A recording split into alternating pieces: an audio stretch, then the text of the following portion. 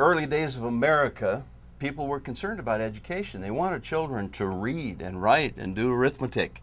But they wanted to teach them to read, Pastor Ron Burtz, so that they could read and comprehend the Holy Bible. Amen. That's right. Where has education gone in America, and where should it go?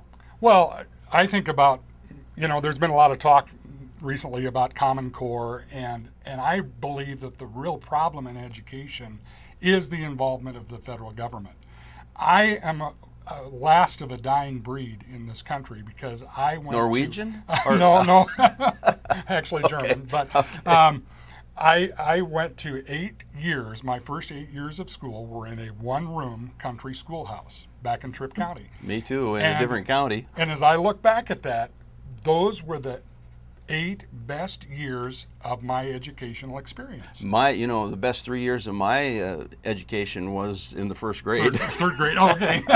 Well, I made it to third grade before I did that.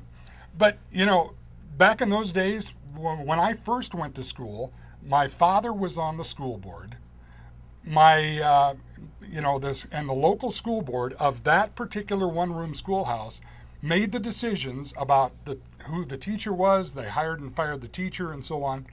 And I believe we've got to get back to that local control. Kristi Noem just warmed my heart here recently when I saw on Facebook that she had said that we need to get back to local control. The biggest problem with education is the involvement of the federal government and even the state government to some extent. Well, we've got to give it back to the parents because it's ultimately the parents' responsibility. Even the No Child Left Behind was what a failure. It was an example of the federal government getting its fingers in what belongs to parents. Right.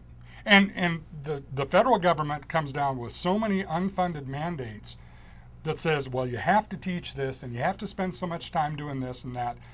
And then, we could talk about the school lunch program, where now with Michelle Obama's new regulations that have come in with that kids are coming away from the lunchroom hungry because they're not giving them enough food because we're so worried about obesity. What about, like my mom did for 8 years of my educational experience, packing a lunch for the kids every day and making the parents responsible? Now, I realize I'm dreaming here.